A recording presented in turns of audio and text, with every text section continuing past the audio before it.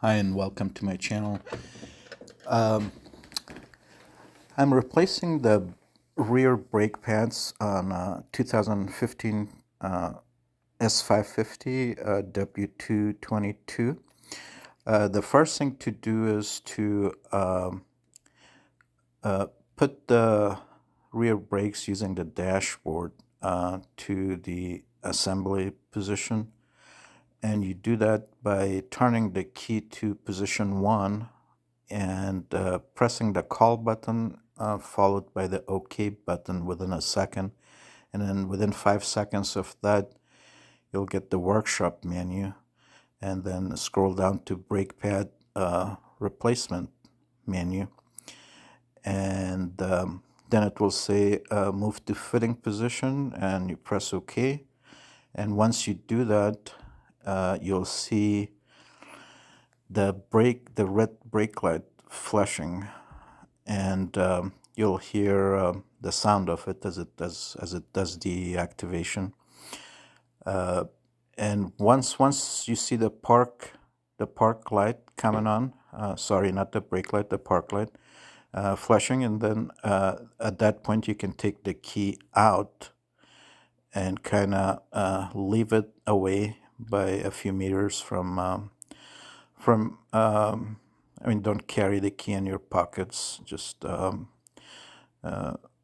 leave it away from the car, and then go to the brake expansion reservoir, the brake fluid expansion reservoir, which is hidden behind this cover. Once you open that, you wanna make sure you kind of keep an eye on this as you remove the old pads, which are obviously, I mean, the reason you're doing it is because they're worn out and thinner. Therefore, as you put the new ones in, as you press the caliper, then the fluid will sort of, depending on how much fluid you have, it may go above the max line and even get to where the cap is. So you don't have to open up the cap because the brake fluid is hygroscopic and affected by moisture and gets deteriorated by oxygen. Therefore, keep the cap on, but keep an eye on it as you press the calipers. Now, if your brake fluid is at the maximum, right before the maximum level as it should be, then you shouldn't worry by replacing both rear brake pads with new ones. It will not go above, it will not overflow basically. But it's good to keep an eye on it.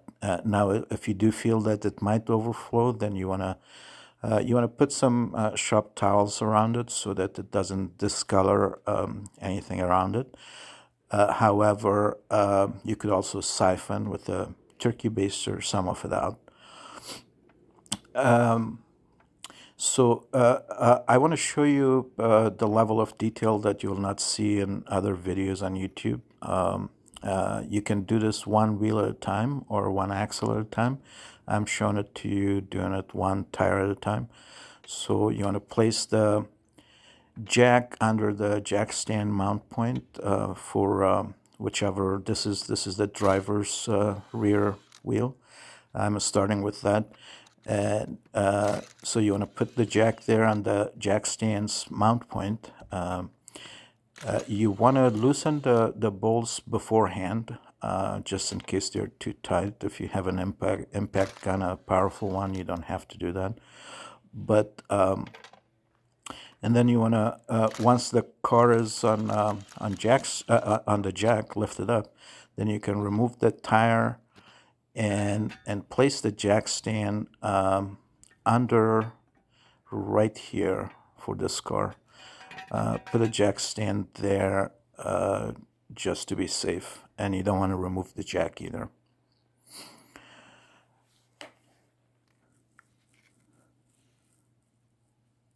So don't rely on jack alone, especially if you're going to put your head under the, close to the rotor of the caliper.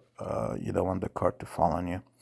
There are these two 13 millimeter bolts that you have to, and using an 18 millimeter wrench, you have to counter hold the other side. You need a thinner wrench if you have one. If you don't, you just want to use the front of it to kind of counter hold it, and then as you loosen the bolt, it will sink in. If you have a ratcheting 13 millimeter, it will work even better.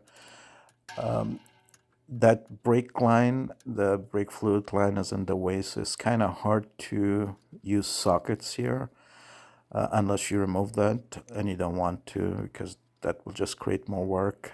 So it's kind of hard also to torque it later. So you would have to sort of hand torque it, but I'll put the torque value in the video in the description also. So you can just loosen the top one and then sort of swivel the caliper up, or it's best to remove both bolts so that you can give it a good cleaning job, and that's why I'm removing both of them.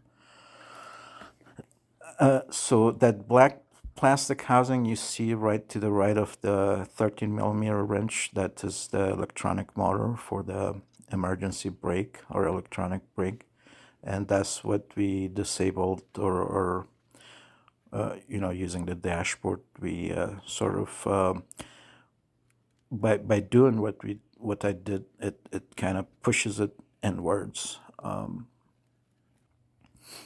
and so once you remove the two bolts, then sort of trace the cable, the cable for the electronic assembly on these both sides. It's kind of clipped there. You wanna take the cables out to give you room to hang the caliper with a hanger or whatever.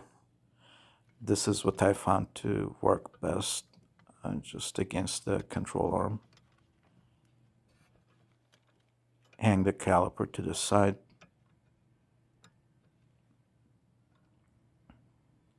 The rear ones are not very heavy, but still you don't wanna just hang it by the brake line. And using a flathead screwdriver just on one end, either the top or the bottom, kind of pull the brake pad out. As you can see, it's kind of worn out. Now it's best to pair up the disc rotor, the brake rotor and pads together. I'm not doing it at this time. I usually do it every 2 brake pads on these Mercedes cars, so it's up to you if you want to replace the rotors too, but I don't have a video for that. I should have that next time I do this. And if you have a compressor, it's best to, with an air gun, to get rid of all the dust everywhere.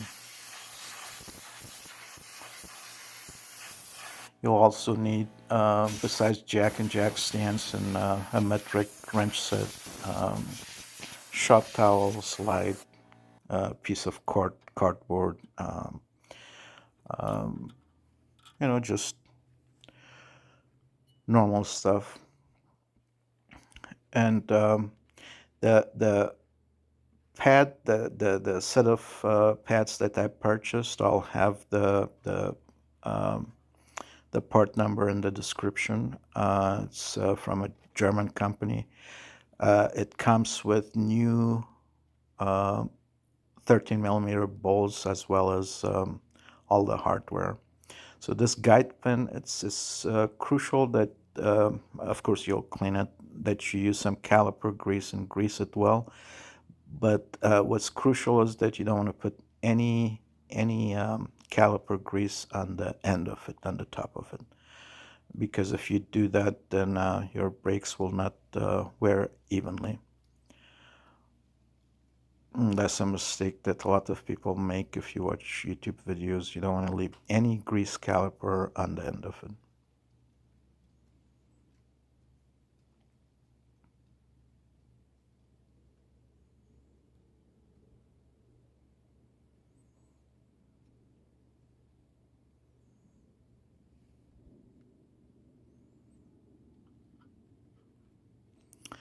And put it back in inside the boot and press it in and out quite a few times. Make sure it freely moves. Turn it round and round also a few times.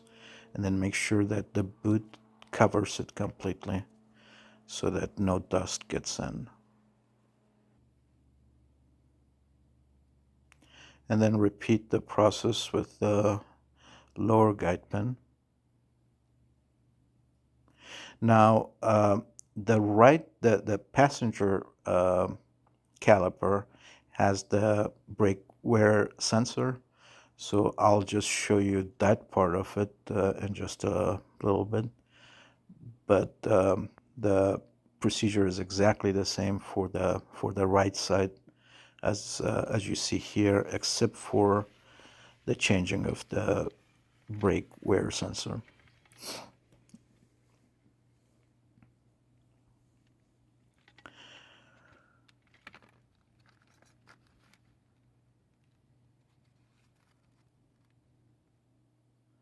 So pay attention as you take out the brake pads. The one that's got the hole for the brake wear sensor, that goes on the inside, on both sides.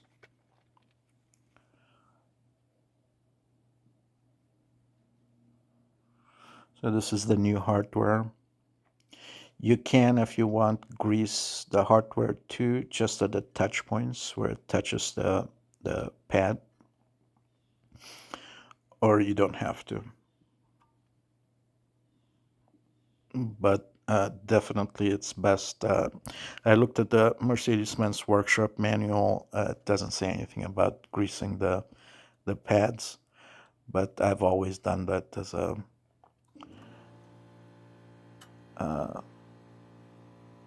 as a habit with not just the Mercedes-Benz cars, but all kinds of cars. Make sure that the hardware is seated completely. That when you press it, you don't you cannot press it anymore.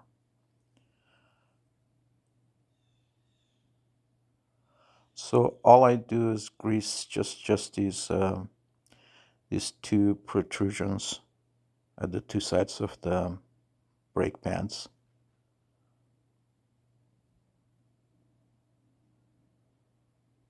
Be careful not to get any grease on the pad itself, on the surface of the pad. That would be bad.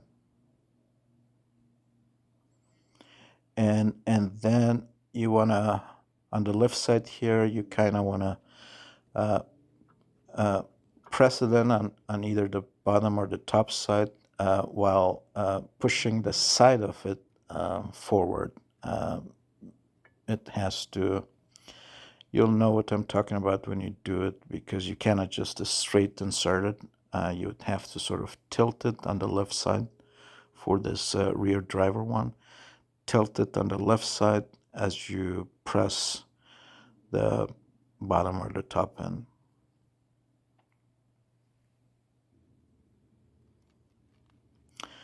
And on the inner pad, you want to tilt it, tilt the right side of it in, and then it will go in.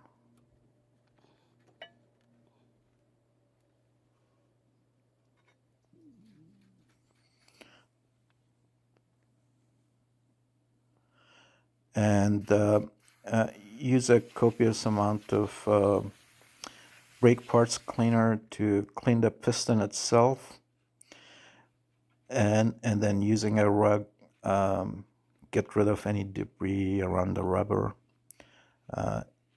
anywhere on the piston itself, because then you want to press the piston, and when you press it, the gunk will go in, and then deteriorate the boot.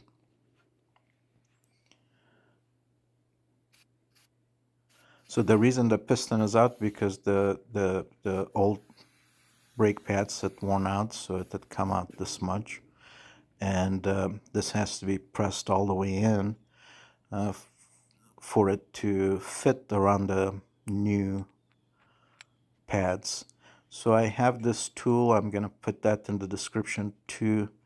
This is how you use it. It's got a magnetic magnet on top, so it has all kinds of parts, and these are the two parts I'm using to press it. But you don't need this. You can do it with any piston press or any other type of tools. If you see my other brake videos for different cars, I'm using even a carpenter's tool to do the same thing. Or you can also press it by hand if you want to. And I'm looking at the level of the brake fluid to make sure it hasn't gone too far up, close to the top. And so pay attention to that as you press the piston in. And then when it doesn't, you cannot turn it anymore, that means that the piston has gone all the way in. Behind this piston, the external piston you see, there's another piston, and that's the one that is activated or deactivated by the electronic motor. And so that's the one that we had pressed in before in the beginning using the dashboard. So the job is done pretty much at this point. All that is left to do is to fit the caliper back in and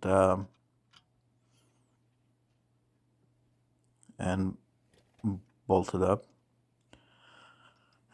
But I will show you if in just a few minutes how to deal with the brake wear sensor. Now I'm hand tightening this. Years of experience, I know how much torque to apply. Don't over tighten it, of course, but just hand tighten it good. You don't want this to come off. I'll have the torque value, but it's very hard to get a socket in there.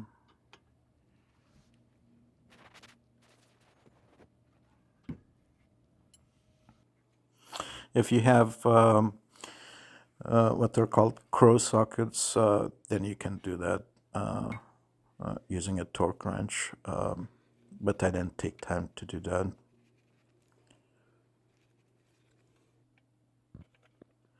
And make sure you route the cables back to where you found them, and remove the jack stand and put the tire on, and tighten the wheel bolts, lower the car, and then torque the wheel bolts. 150 Newton meters, I believe, but I'll have that in the description also.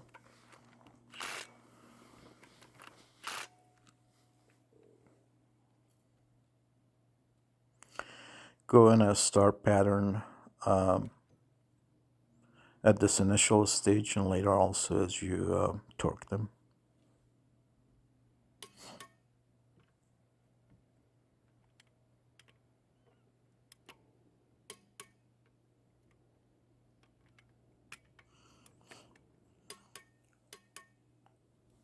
And then at the very end, just go all the way around one time.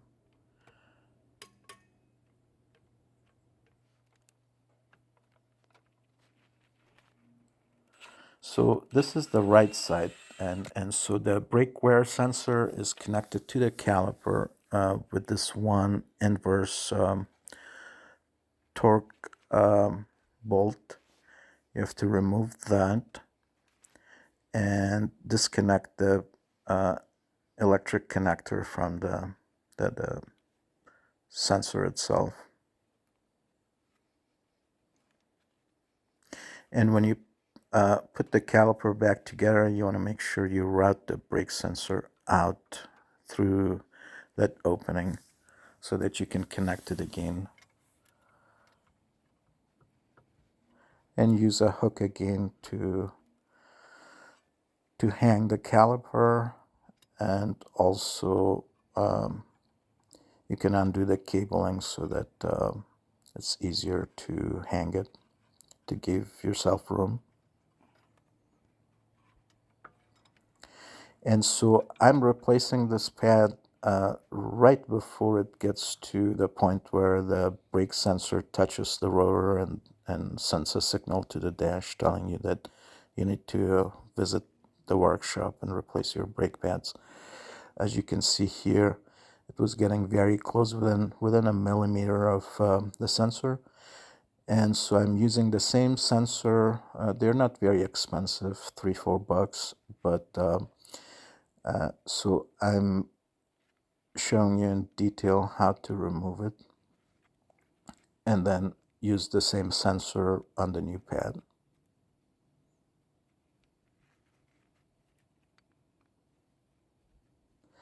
Just gently from both sides, nag it out and pull it out eventually.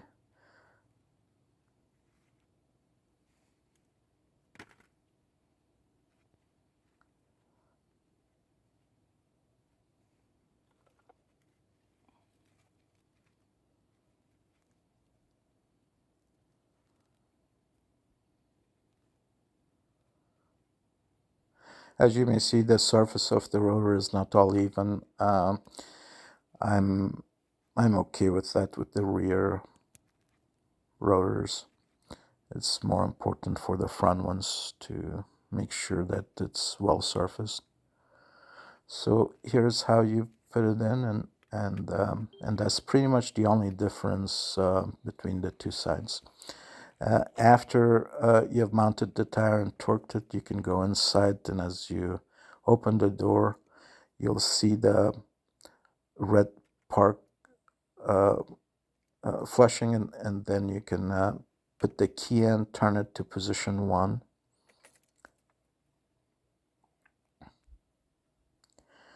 And you'll see fitting position reached, exited, meaning deactivated, or let it retract. And so you can press OK, and you'll hear the sound of it retracting. And then you'll confirm it with another OK. And then you can press the home button and go back to the main menu. And as you pull the key out, the workshop menu will go away. And you're done. I hope you find this video of use, and talk to you soon. Bye-bye.